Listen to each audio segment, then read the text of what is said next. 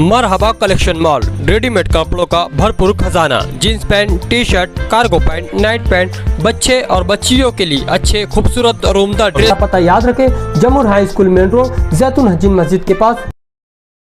आज की शांतता समिति की मीटिंग 17 तारीख को मालेगांव में मनाई जाने वाली बकरीद के अनुशंगाने करी गई थी।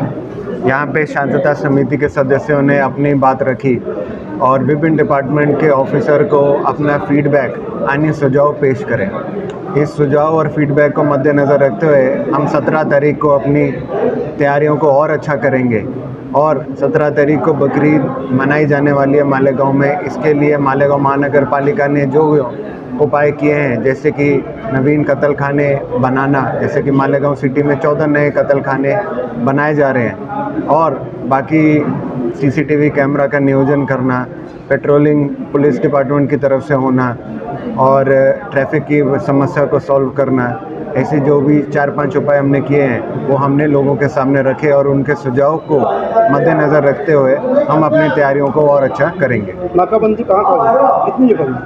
वो तो लास्ट डे पे अपन निकालेंगे पॉइंट कहाँ देरी जो बोली वहाँ पे सारी सुविधाएं लाइक उनको टेंट होगा, टॉर्च होगा, पानी, बेड, या फिर वहाँ पे डे नाइट के लिए अमलदार अधिकारी होंगे तो वहाँ पे उनको रख दिया गया है। सिटी की साइड से गो स्क्वाड बनाए गए हैं, उनकी भी कार्रवाई हम कर रहे हैं। मालेगांव सिटी में 22 जगह पे नमाज पठन का कार्यक्रम बकरीद के दिन किया जाएगा।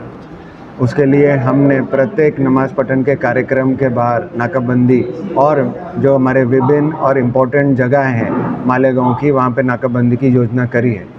गौ squad Malegaon city sub division में बनाया गया है। उसमें एक PSI दर्जे के अधिकारी यानी 4 पुलिस अमलदार रखे गए हैं। गौ स्क्वाड की कार्रवाई निरंतर चालू है।